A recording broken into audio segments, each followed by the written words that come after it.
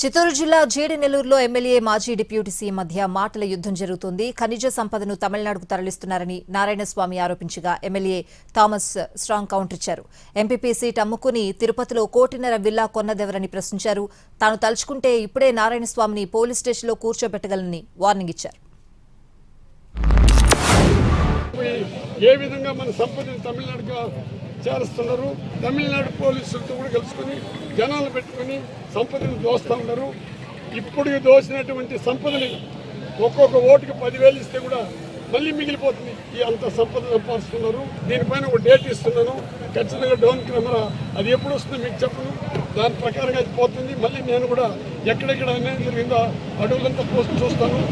ఒక MPP vacant వస్తే దాన్ని ఏం చేశాము, ఎవరో ఉండే బెంగళూరులో ఉండే వాళ్ళని పిలిపించుకొని 1.5 కోటి సెటిల్ చేసుకొని తిరుపతిలో వెళ్ళాలనుకున్నావు.